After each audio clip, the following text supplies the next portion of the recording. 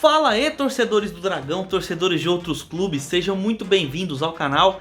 Meu nome é Victor Gader e olha, uma semana longa, aí com fim de semana sem futebol, a gente já tava até, né, desacostumado. E aí, vocês sentiram saudades aí do Brasileirão?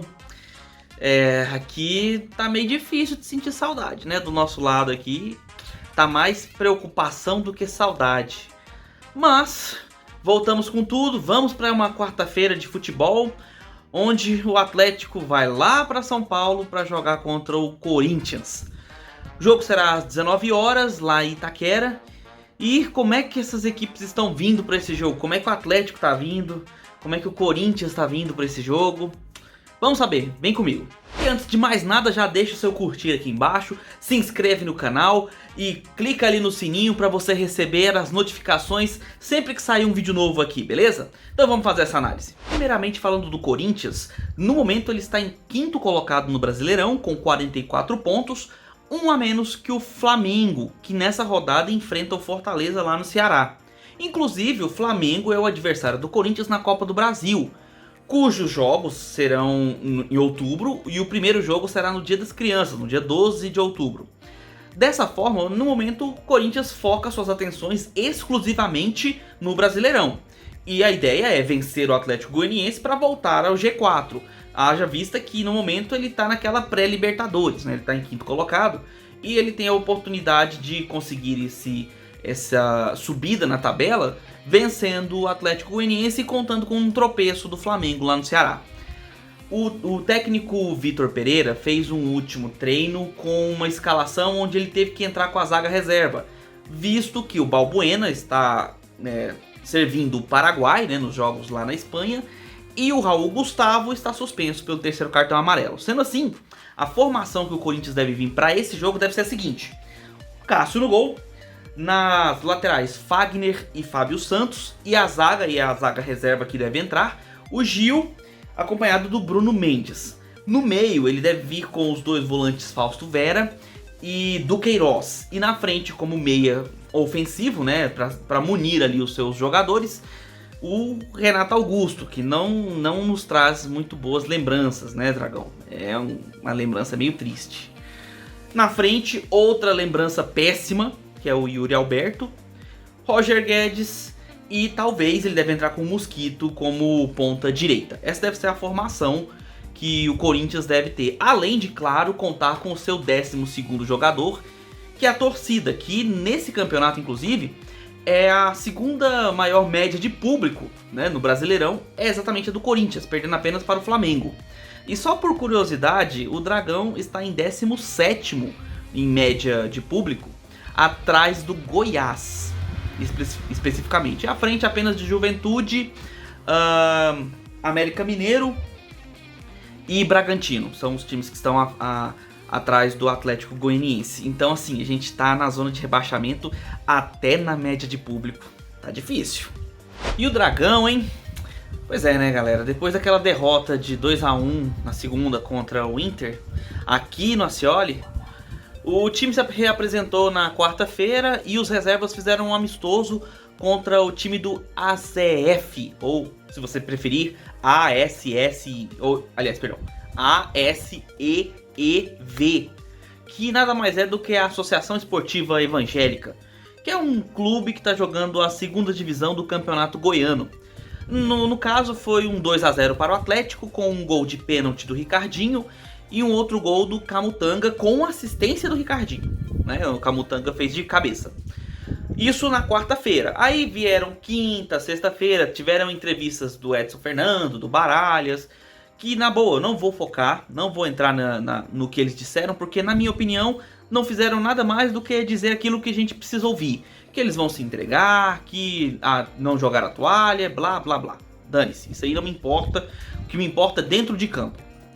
E dentro de campo, no sábado, o Atlético fez um outro amistoso, agora um jogo mais diferente, uma coisa diferenciada, onde ele enfrentou o clube do ABD, que nada mais é do que um clube de terceira divisão aqui do estado, que ele era lá de Abadia e mudou para Santo Antônio de Goiás, e lá ele chamava Abadia Esporte Clube, Quando foi para Santo Antônio de Goiás, aí eles colocaram esse nome de ABD, né, para não ficar referenciando a cidade.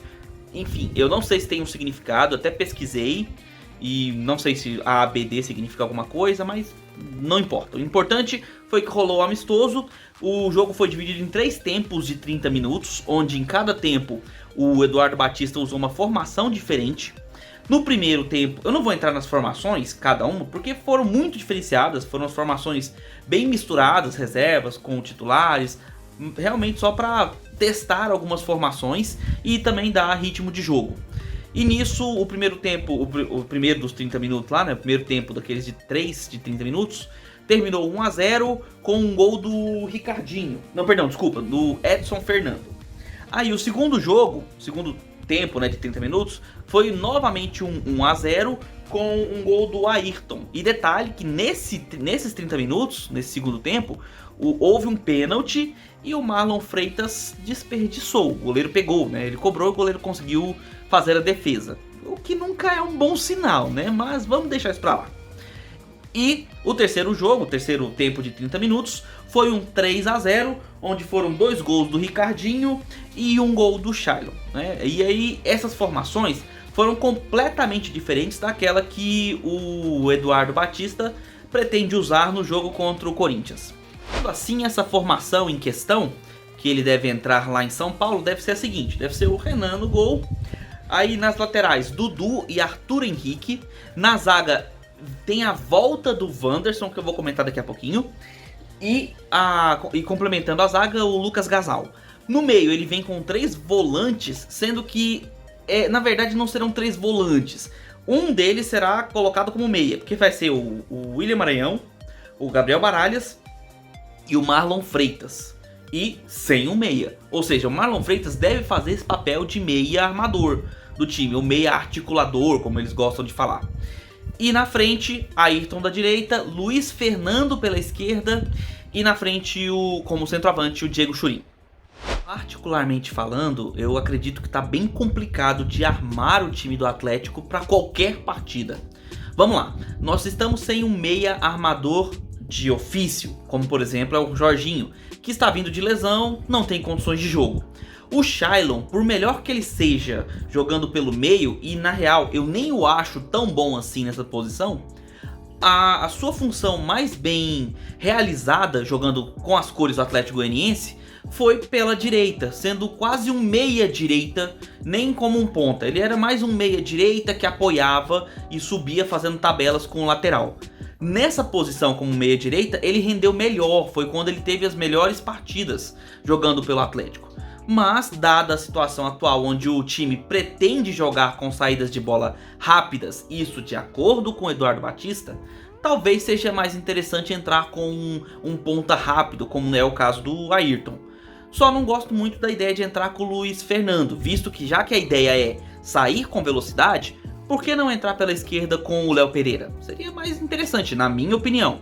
Agora, a volta do Wanderson para a zaga não me pega muito bem. Primeiro porque a justificativa seria experiência, por conta do cara já ter mais bagagem de Série A, passar confiança ao time e ter uma postura de liderança, coisa que nós não vimos. Eu não vi nem dele, nem de boa parte do elenco, em momento nenhum. E aí vem a principal argumentação que pra mim não cai, eu não engulo. Que é a questão de que ele seria melhor numa possível necessidade de defender jogadas de bola aérea.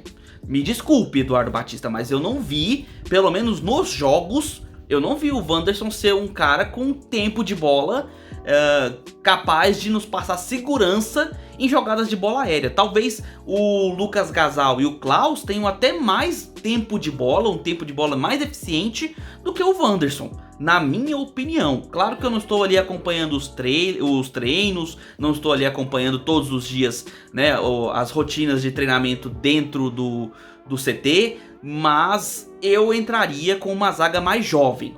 Por exemplo, entraria com o Klaus e com o Lucas Gasal, até para dar mais fôlego para aguentar as subidas do Corinthians, que vai vir mordendo com o Yuri Alberto, Roger Guedes e o Mosquito, que é um jogador veloz. Além de, claro, a gente precisar bloquear as jogadas, bloquear a vida do Renato Augusto dentro de campo no jogo dessa quarta, né? Temos que evitar de todas as formas que o Renato Augusto receba essa bola sem marcação. É inadmissível se ele tiver espaço para jogar amanhã.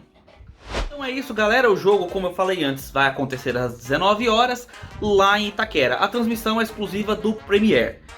Então, vamos desejar aí sorte pro Dragão, que a gente vire a chave. É outra competição. Eu sei que a gente tomou um sacode na Copa do Brasil, mas agora é um outro momento, uma outra competição. Estamos precisando de um resultado positivo. Sinceramente, um empate não seria um mau resultado lá. Afinal, a gente tem que lembrar que estamos enfrentando um time que está disputando o G4. Mas vamos torcer aí para um resultado positivo. Até porque são 2 jogos fora de casa, o primeiro agora e o próximo contra o Avaí lá na ressacada. Então temos que ter concentração, jogar com inteligência e tranquilidade. E não nos abatermos em caso de uma situação negativa, de termos um gol no primeiro tempo, coisa assim. O time precisa ter tranquilidade e maturidade para encarar o momento. Somente assim o Dragão terá condições de sair dessa situação tão degradante e tão complicada que a gente está passando, né? Então, pessoal, se você curtiu, deixa seu curtir aqui, se inscreva no canal, marque aí no sininho para vocês receberem as notificações quando saírem vídeos novos. E é isso, deixe seu comentário aqui embaixo se concorda ou discorda de alguma coisa. E nos vemos no próximo vídeo, que será o pós-jogo, após o jogo de amanhã, após o jogo às 19 horas, beleza? É isso, galera. Um abraço do torcedor atleticano.